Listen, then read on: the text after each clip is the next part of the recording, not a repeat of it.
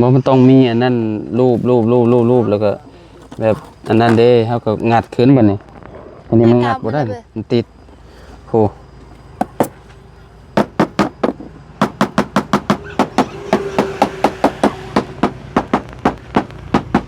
ก็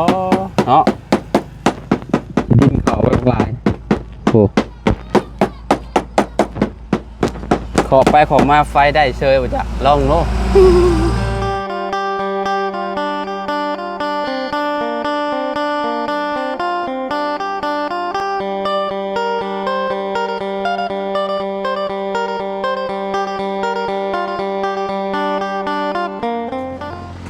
พ่อแม่พี่น้องเนาะเปิดภาพมาหาดอกแค่ก่อนยามแรงๆพ่อแม่พี่น้องเนาะสบายดีเฮ็ดยังดอกแค่ไม่ได้นั่งมาแต่แตงรถฮะก็มาแต่แตงรถรถเป็นยังรถเชียร์บ่เป็นงานอันนั้นสตาร์ทมันสตาร์ทบ่ได้บ่โดยมันเป็นเดโมดมันเป็นสีเขียวปกติจะเป็นสีแดงรีโมททานเบิดบ่จ๊ะไปเปลี่ยนแล้วเมื่อกี้นี่แต่ก็ยังบ่ได้สตาร์ทบ่ได้บ่โดยสตาร์ทรถบ่ได้ยังบ่ได้มันเกี่ยวกับระบบยังก็จะบอกอยู่บ่บ่ได้ค่ะจะเอารถมาอะไรซะรถแต่ว่าไปแปลงแต่เดโมดเมื่อกี้นี่แปลงแต่รีโมทบ่โดยใช้มาเบิ่งดูมันเป็นหยังเจ้าก็ขี่มาได้ซะบ่อันนี้มันแต่เช้าพุ่นเอาออกหักเอาออกเด้ลองสตาร์ทแล้วเบิ่งดูเบิ่งเอาในโหมดแป๊บนึงเด้อต้องใช้รีโมทเนาะเอารีโมทมาอยู่ใกล้ๆรถนี่พี่น้องโดยระบบใส่รีโมทเนาะถ้าใส่กุญแจมันสิง่ายอยู่กุญแจเสียบรถแล้วก็อันนั้นเอา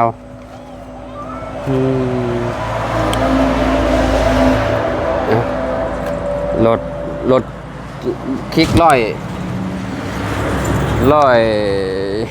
เด้นี่พี่น้องเอ้ยเนาะ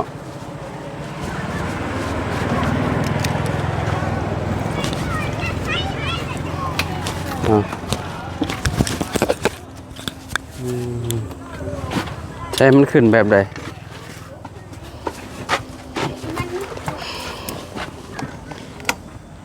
แต่ว่าสตาร์ทบ่ได้เด้คันปกติมันสิออกมันเป็นตัวเลขอันนี้แสดงว่าหมอไฟมันเบิดหมอไฟมันหมดบ่นี่มันขึ้นอันไฟมันบ่ขึ้นเลยโดยไฟมันหมอไฟมันเบิดหมอไฟมันเสื่อม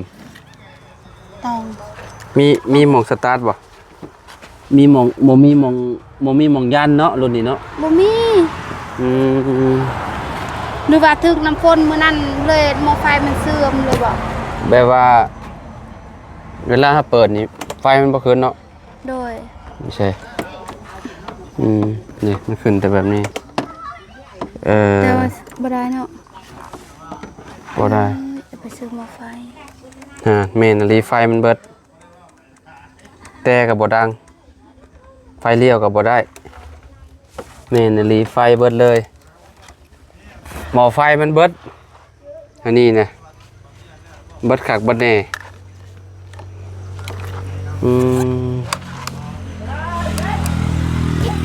รีโมทบ่มีอันแบบใส่กุญแจเสียบเนาะรุ่นนี้เนาะโดยกุญแจหม้อไฟมันอยู่หม้องไหนฮะเนาะอยู่หม้องนี้บ่อยู่ใต้นี่บ่นี่นั่นแหละยันถึกน้ำฝนเด้เนาะเฮ็ดมันเปียกแล้วมื้อนั้นเอาไว้บ่นี่มันโดนฝนได้จักปีแล้วเหรอคันนี้2 ปีแล้ว2 ปีหม้อไฟแต่ว่าเปลี่ยนแล้วเด้เทื่อนึงเปลี่ยนเทื่อนึงก็มันเป็นบางทีหม้อไฟมันโดยบ่ค่อยดีเด้ใส่ปี2 ปีมันก็เสื่อม5-6 เดือนก็เสื่อมอันนี้เนี่ยจะซื้อหน่วยเท่าใดตอนนั้น250,000ก็ราคามันบ่ค่อยแพงปานใดเนาะโดยถึกๆนึงพี่น้องเอ้ยเปิดไฟมันบ่ขึ้นเลยอันหน้าจอมันนี่หน้าปัดมันน่ะมันแบบขนาดถ้าบีบอันนี้ยังบ่ได้บีบแต่ยังบ่ได้ลองเปิดลองใหม่ลองมั่งดูทำกินได้เลย แต่ก็บีบบ่ได้ตะกี้มันก็เป็นแบบนี้บ่ตอนจะเปลี่ยนหม้อไฟ โดยตอนนั้นมันสิออกเป็นหนังสือบอลนี่ แต่ตอน แต่ว่าสตาร์ทบ่ได้ แม่นตัวนี้เบิดคักบ่แน่นี่นะมันขึ้นอยู่ไฟกระพริบหน่อยนึงค่ะเด้แต่มันบ่แฮงปานเนาะ โดย ตัวนี้ไฟอันเลื่อนไหม้ยังบ่ขึ้นจักอย่างเลยระบบ Honda เฮ็ดได้บัดนี้ต้องไปซื้อหม้อไฟมาเปลี่ยนไหมเนาะ โดย เพราะว่าขี่บ่ได้เลยแต่รุ่นคือ125ของข่อยตะกี้เนี่ยมันมีคายันมองนี้แต่ละเฮาค้ำคากลางน่ะยันเอาแต่รุ่นนี้บ่มีเลยเนาะ โดย ก็แล้วแหละไปใช้สิได้บัด อันนั้นแหละนางงอยอยู่ เจ้าเคยเปลี่ยนบ่อันนี้มันหมอกรองอากาศก็เคยเปลี่ยนอยู่บ่ ตัวใด นี่หมอกรองอากาศนี่เคยเปลี่ยน ตัวนี้เหรอ แม่นเคยเปลี่ยนจังเทื่อ ยัง บ่เคยเปลี่ยนจังเทื่อเนาะ โดย แล่นมันบ่อืดบ่เวลาเฮาขับเนี่ยมันก็อืดเด้บ่ บ่ มันต้อง เขาว่าน้ำยาบ่น่ะน้ำยาเขาต้องเปลี่ยนคือกัน หมอกรองนี่ต้องเปลี่ยนต้องเปลี่ยนเฮาขับ ประมาณ 2-3 เดือนเฮาก็เอาออกมาเป่าเด้มันสิเป็นหมอกรองในเวลามัน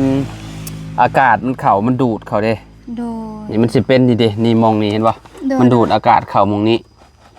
แล้วมันสิเป็นแบบเป็นใหญ่ๆอยู่ข้างในน่ะมันเป็นแบบกันพวกขี้ฟอกขี้ฝุ่นเข้าเด้ โดย ขี้ฝุ่นเข้าจักเนี่ยมันสิมีกรองอากาศตัวหนึงอยู่ในนี้นะ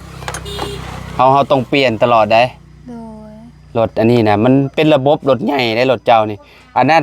หม้อน้ำก็อยู่หันเจ้าเคยใส่อยู่บ่น้ำ ยัง นี่หม้อน้ำนี่มันอยู่นี่ใช่ป่ะน้ำรถคิกนะ เป็นแต่ข้างบ่เป็น บ่เป็นเบิ่งนี่ โดย หม้อน้ำนี่อันนี้หม้อน้ำมันนี่มองเติมน้ำ โดย นี่เด้เติมน้ำต้องเติมน้ำยาได้สปอร์ตรถจักรได้บ่แม่นว่าสิเอาน้ำพวกน้ำเปล่าๆนี่ใส่บ่ได้เด้มันเข้าสนิมเบิด โดย รถเขาต้องเติมน้ำยามันโดยเฉพาะหั่นนะ โดยโดย ขี่บ่เบิ่งในน้ำบกเบิดนี่ก็เอาอีกแล้วนี่ตายอีกหล่นเพราะว่ามันใช้ระบบน้ำหล่อลื่นพร้อมเด้ โดย พวกนี่เครื่องจักรมันจะขี่ได้เย็นเด้ขี่รถนี่ขอบบ่อยากขี่ข่อยนะรถคิกเพราะว่าข่อยเคยขี่มาแล้วมันหลายระบบโพดใส่1น้ำมันเครื่อง2หม้อน้ำคะแนนมันบ่หัวครับบ่เป็นหยังหม้อน้ำมันก็สิบ่บกง่ายแล้วก็กรองอากาศสิอยู่มุมนั้น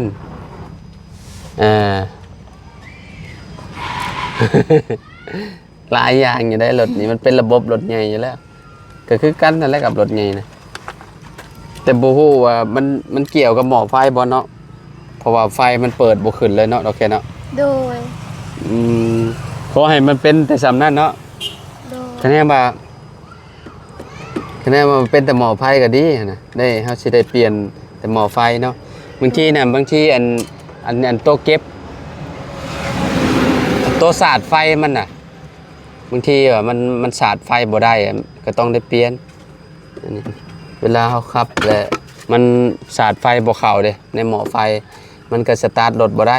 โดย หม้อไฟมันอ่อนเด้เนาะรถคันหนึงได้สับไปใส่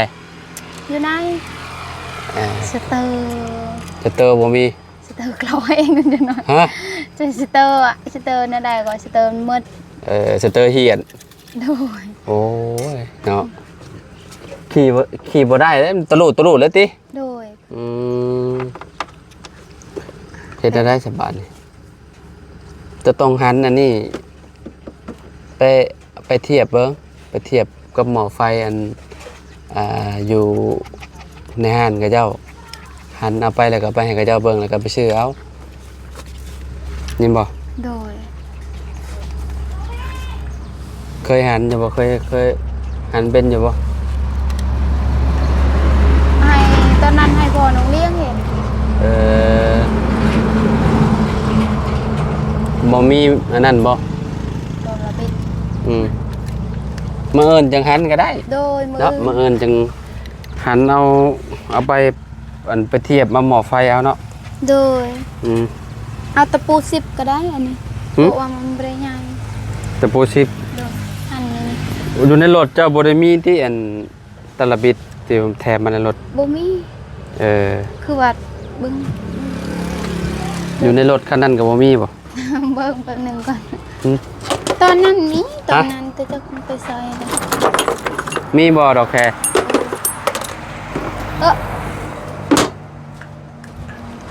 อันนี้บ่ นี่แหละใช่เบิ้งสิลองหันเบิ้งเอาจับ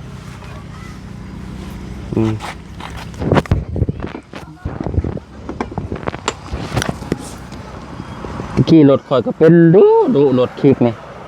แบบเปลี่ยนแบบหมอไฟมันกินไฟหลายบ่ก็ไปเห็นอ่องใช่ดอกแค อ๋อเกาะขึ้นตัวนี้เกาะขึ้นบ่ได้บ่ ว่ามันต้องมีแนวอันนั้นนี่แนวอันนี้ โอ้อันนั้นแบบว่าหินมันเข้าหมดทางนี้เนาะมันก็เลยยากไง นี่ว่ามันต้องมีอันนั้นรูปแล้วก็แบบอันนั้นเด้เขาก็งัดขึ้นบ่นี่อันนี้มันงัดบ่ได้นี่มันติดโห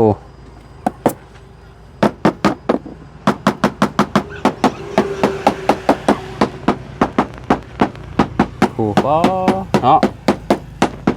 ดินเขาไว้หลายโห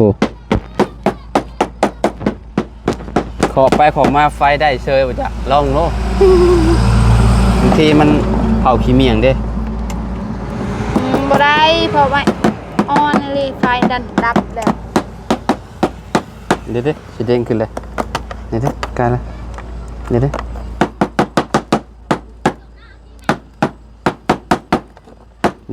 ขึ้นมาเลยเดี๋ยวเด้งขึ้นมาเลยเดี๋ยวนี่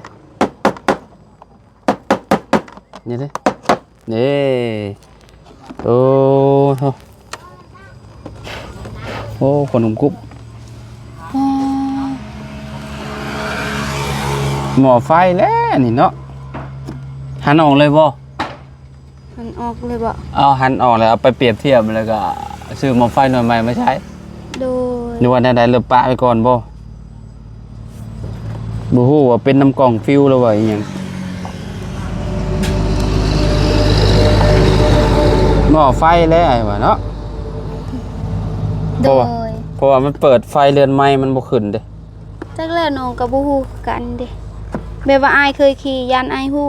อยู่ ขอยันมันเป็นน้ำไฟอะไรหม้อไฟอะไร โดย อ๋อเนาะปิดแล้วบ่ไอ้กุญแจมันน่ะ บิดแล้วนี่แต่ว่ายังบ่ได้เลยนี่มันบ่ได้ออกเลย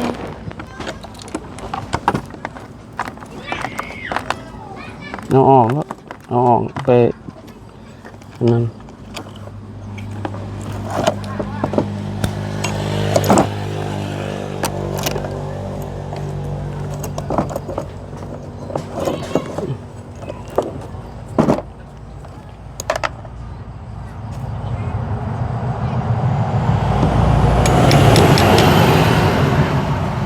เป็นน้ำหม้อไฟเบิด มันถึกน้ำเนาะ หม้อไฟประมาณนี้ชื่อหน่วยใหม่ไม่ใช่ โดย ลองเบิร์ไฟมันแมบบ่เนี่ย บ่ได้แล้วนี่ออกมาไฟแล้ว เป็นน้ำหม้อไฟแหละชื่อมาใส่ใหม่แล้วถ้าบ่เป็นน้ำหม้อไฟก็เป็นน้ำอย่างอื่น หน่วย200,000ติ นาน เอาน้ำเด้อ ค่าน้ำมาเลยเท่าไรพอดีเลยเอาจิจ่ายเลย 9,000กีบ ฮะ 19,000กีบ โอ้มื้อนั้นยืมน้ำน้องดอกแค่เพิ่นไปโฮสเทือนน้องแต่งจริงจ่ายให้น้องเพิ่นก่อน 9,000กีบ 19มาอ้าว10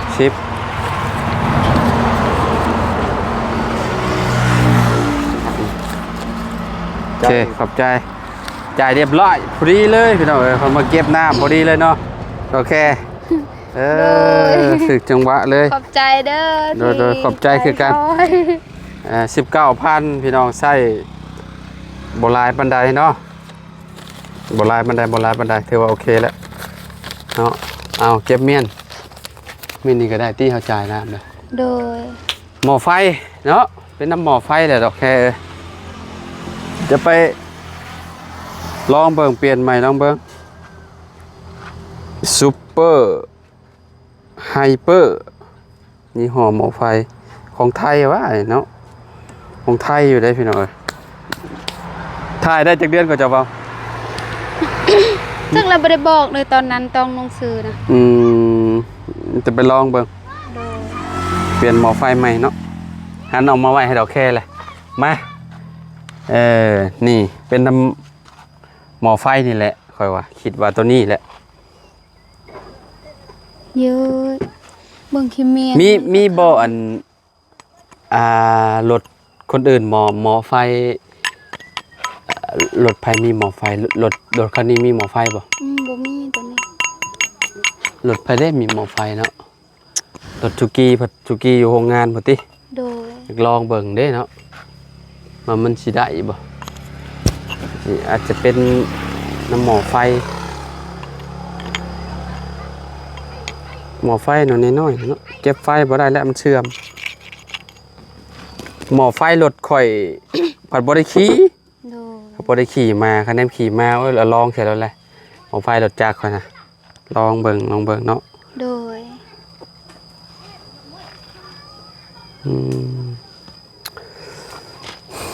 บ่มีอันฉากเนาะ โดย อันฉากอันไฟหั่นน่ะ บ่มี คันนี้มีอันฉากไฟฉากไว้ลองเบิ่งแล้วก็เอามาใช้บัดนี้ฉากอันหมอนี่รถจุ่มนองเลี้ยงได้ซะรถจุ่มนองเลี้ยงสตาร์ทได้บ่ ยันอยู่โรงงาน โรงงานบ่ ได้ เลย สตาร์ทได้แต่ว่าอยู่โรงงาน โอ้ได้จูงเข้าไว้คือเก่าเนาะจะไปใส่กันยากแล้วนี่คะแนนว่ามันสตาร์ทบ่ได้มันบ่มีขายันพร้อมรุ่นนี้ขายันบ่มีถ้าสตาร์ทบ่ได้ก็มีแต่จูงอย่างเดียวจูงก็โคตรหนักเลยรถนี่เนาะ โดย หนักแฮงดีเด้ นัก เวลายางหัวยางหยังก็จูงนี่เมื่อยขนาดเลยเด้เจ้าน้ำมักรถคิกเนาะ โดย มักทรงนี่ติ โดย มันยิงเนาะมักคนมักแบบนี้เนาะข่อยเคยมีประสบการณ์แล้วข่อยบ่มักรถแบบนี้นะข่อยถ้าข่อยเอานะข่อยสิเอารถมีอันนั้นมีเลขจะง่าย มีหม่องสตาร์ทเวลามันมีปัญหามาเวลาหมอไฟเบิดเฮาก็ขี่สบาย โดย คือแบบนี้เจ้าหาใช้แบบนี้มีแต่จอดทิมเทเลอร์อยู่แล้วไฟเบิดเลยแบบสมมุติว่ารถมีเกียร์จังว่ายุ่งเนาะยุ่งแล้วก็เข้าเลขแล้วก็ไปเลย อันนี้ยุ่งก็ติดบ่ได้ ไปอยู่บ่ ติดบ่ได้เบิดสำนั้นลองเบิ่งมือเนาะ โดย เอาประกอบลองเบิ่งเนาะมือเนาะซื้อมาใส่ลองเบิ่งมือมาบ่สั่ง ถ้ายังบ่ฮู้คือกันเด้ว่าเราสิมาเมื่อใดเพราะว่าเรายังข่าวเวียกเอามือตรงบอก ยังบ่มาติ โดย ลานบ่น่ะมานอนนำบ่ โดยเรามาสักให้มื้อเช้านี้เรามาซอยเด้ ล้างถ้วยล้างบวงดุเนาะเราเนาะ ดุ โอ้ เราก็เวลาวันอาทิตย์วันเสาร์ก็มาซอยแม่เราเฮ็ดเวียกเด้ โอ้จักความดีซะลูกของเอื้อยอันน้องดอกแคพี่น้องโอ้เนาะน้องเพิ่นดุอีหลีไปซะดอกแคเนาะมื้ออื่นพ้อกันใหม่เนาะ สบายดีเด้อ ชื่ออันนี้มาลองเบิ่งเนาะ ดู เอามาใส่ลองเบิ่งคันว่าบ่ได้ก็เป็นนำ กุญแจหรือว่ารถ บ่น่าสิเกี่ยวกับกุญแจติแต่มันขึ้นรูปกุญแจได้หรือว่ารีโมทมันเบิดบ่จะเบิดทาน ก็ บ่จะ นั่นแหละน้องว่าแต่ว่าน้องไปใส่แล้วได้เมื่อกี้นี้ ใช้ทานรีโมทนะ โดยแต่ว่าน้องบอกนํเขาคือมันยังเป็นสีเขียวอยู่เด้ เออ ปกติมันสิออกเป็นสีแดงแล้วมันออกโดนแล้วเว้าแค่นยังบ่ได้ก็มาอยู่ห้านเลยแล้วเว้า อืม อ้าว ก็เจ้าก็ให้เอารถไปห้านก่อนเนาะเฮาก็บ่เพิ่มซื้อ สมมุติว่าสมมุติว่าให้สร้างเพิ่นยามให้นะ โดย สมมุติว่าบ่เกี่ยวกับหม้อไฟน่ะยันมันเกี่ยวกับรีโมทน่ะอันเจ้าก็ให้เพิ่นเอาอันนี้ประกอบเข้าก่อน น้องว่าเกี่ยวนำในมุดเพราะว่า อืม แค่นว่ามันอยู่ไกลรถแค่นี้มันออกสีแบบว่า อืม มันเกี่ยวนำรถเนาะมันสิออกเป็นสีเขียว แต่ว่าอยู่ อืม พุ่นมันยังออกสีเขียวเด้น้องเวลาน้องบิบน้องว่าอ้าวคือยังคือเก่าอยู่แบบว่า อืม เปลี่ยนอันนั้นแค่นว่าเป็นนำเดโมดมันมืดกะแบบว่าเปลี่ยนแล้วเมื่อกี้นี้เนาะ100,000น้องเปลี่ยนนำลาวน้ำเรา บ่ก็แน่มันเป็นน้ำถ่านรีโมทมันก็เปลี่ยนมาใหม่มันก็ได้คือเก่าแหละมันก็ได้แหละ แต่นี่ก็ยังบ่ได้ บ่ได้ เป็นน้ำหม้อไฟแหละ บ่มื้ออื่นสิให้แบบว่าต้นแดงสกีมาแล้วทำแล้วก่อนแบบว่าเราเคยไปแปลงรถแล้วมันเกี่ยวนำเดโมดคือกัน อืม แต่ว่ามืออื่นถ้าว่าใส่เดโมด อืม แบบว่าใส่ทานในโมดแล้ว อืม มันบีบได้เนาะ อืม ก็มันเกี่ยวนำในโมดแบบว่า อืม มันเกี่ยวน้ำทานนี่แหล้วเนาะ อืมนั่นแหละ โดย คันว่าเกี่ยวกับหม้อไฟก็ต้องเปลี่ยนหม้อไฟ โดย ก็แน่บ่เป็นน้ำหม้อไฟก็เอาเข้าคืนคือเก่า โดย เนาะประกอบเข้าคืนประมาณนั้นบ่มีหยังหลายพี่น้องเอ้ยเนาะไปเก็บหม้อไฟไว้อยู่ดีมีแฮง โดย ถึงจังหวะพอดีเลยจ่ายค่าน้ำให้น้องเพิ่นพี่น้องเอ้ยเนาะโอเคไปแล้วน้อง โดยสบายดี สบายดี เด้อ พบกันใหม่พี่น้องเอ้ยเนาะ